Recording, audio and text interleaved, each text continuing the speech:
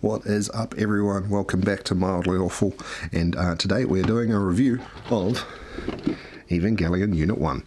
So this is the real grade Evangelion Unit 1 figure.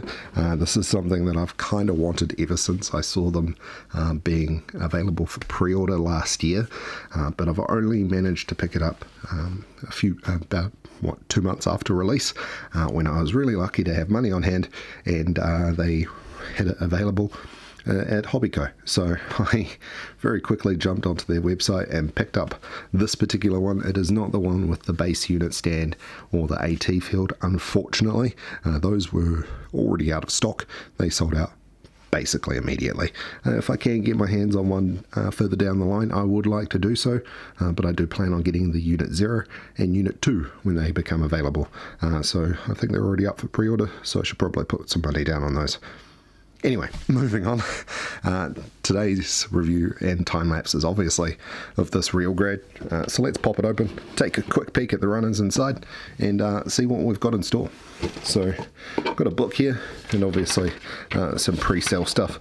So they've got some marketing material for upcoming figures and models. That metal Garurumon looks pretty cool. 4,500 yen. But with the pandemic going on, nothing's being shipped out of Japan at the moment, so see what happens there. Let's pull this box out, and first off we have the runner with the hands, and it looks like some of the weapons on there. Then you've got some of the different green and purple parts in here. Then you've got parts of in a frame. You've got some things going on here with the reds and silvers. That should be interesting. I'm curious to see how this all comes together. I can't think of too much red and silver on a purple and green primarily machine, and I'm guessing it's primarily for internals. So we do have a couple of extra runners left here. So first off, we've got this great big one.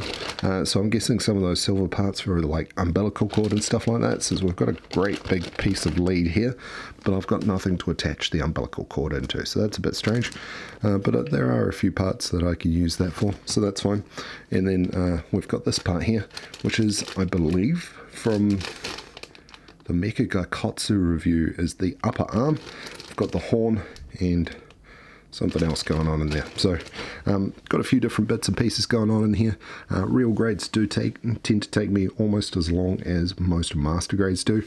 Now the first pack had the sticker sheet, so I will be applying all these like silvery decals, but I doubt I'll be applying too many of the others. It is a bit of a pain in the ass, and I tend to go on the more anime accurate side, or like homage to anime accurate at the very least, so I don't tend to over sticker things too much. But on the other hand, I'm really looking forward to building this one, so I might put that little bit of extra effort into it to make it look just amazing, because I'm a massive Evangelion fan. So anyway, let's jump into the time lapse, and I'll see you on the other side for the review of the build.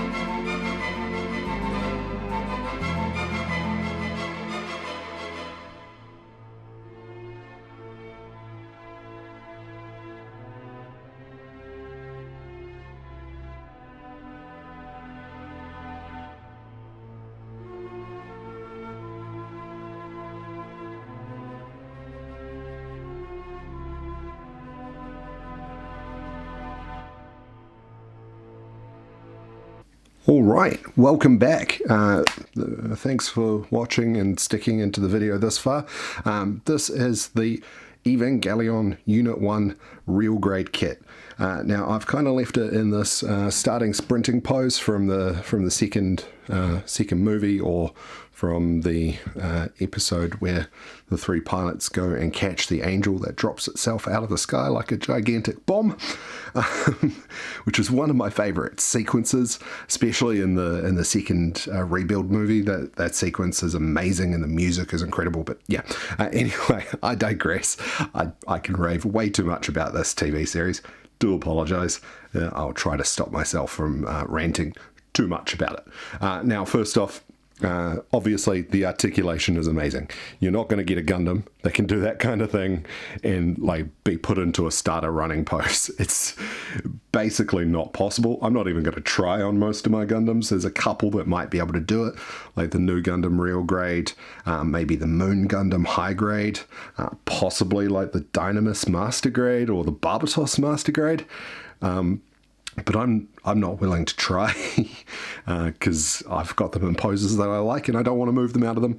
And I'm also a touch on the lazy side in that regard. So I'm really glad that this kit does it. Now it does come with a few things. First off, the mouth opens up, which is pretty cool. These shoulder pauldrons, they open up. I have the prog knives in my box in storage. I'm not going to get those out. I will point out that this kit comes with like I think 8 pairs of hands. What, 8? So 8 hands. So like 4 other 10 hands, so like 4 other pairs of hands. So you've got these widespread dynamic, you've got some fists, you've got some straight hands, like just straight running hands kind of thing. You've got pair of hands for the knives, and you've got a pair of hands that hold the guns, the gun as well. So you do have a whole heap of stuff. It does also come with a umbilical cord that plugs out of here. I did not get the one with the full stand, so I unfortunately don't have its launch pad and everything that goes with it, so I am missing a few elements to it, but it doesn't make a huge difference for the kit overall, and really I don't have the space to display something like that anyway, so I'm pretty happy I managed to get even just this. So let's get things adjusted, get the toes down. Whoa.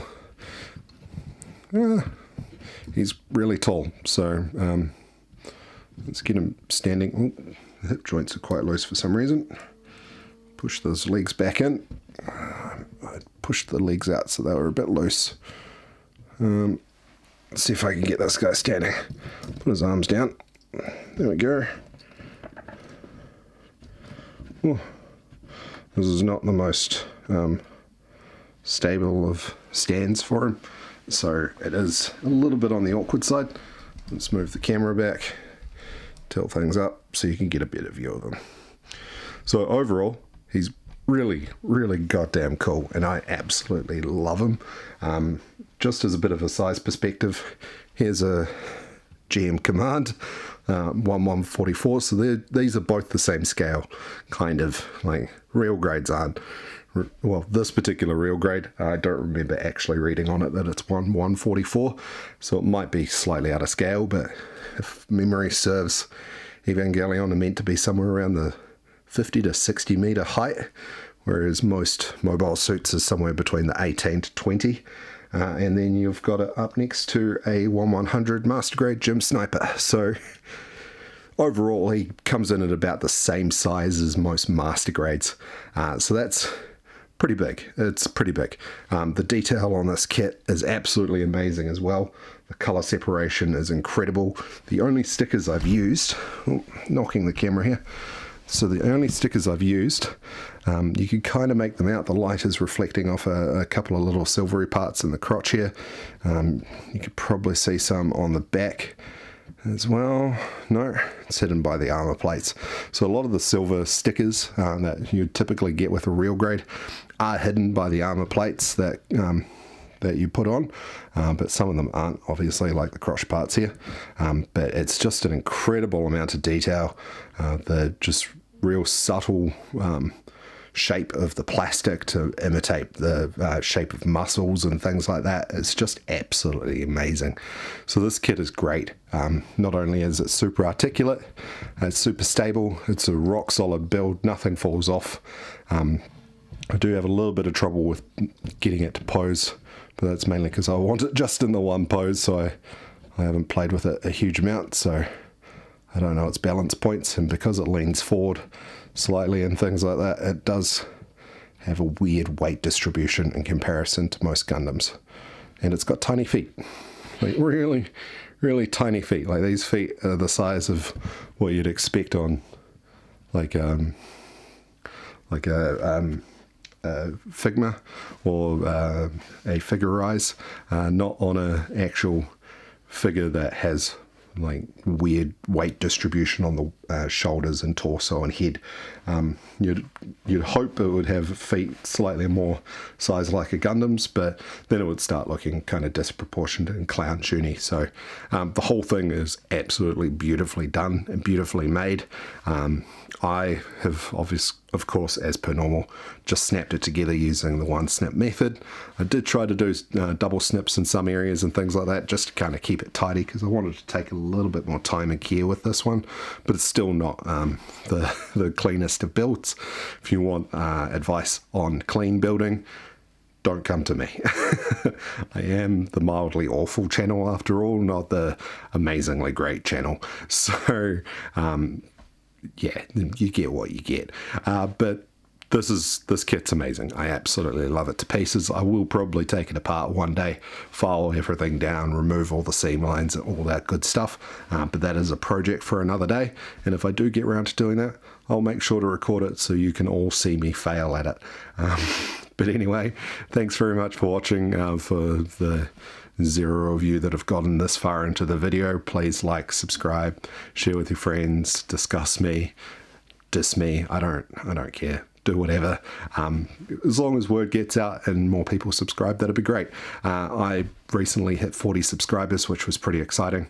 And when I hit 100, I'm probably going to do something a little bit on the special side. But we'll see when that happens. It's still a long way away.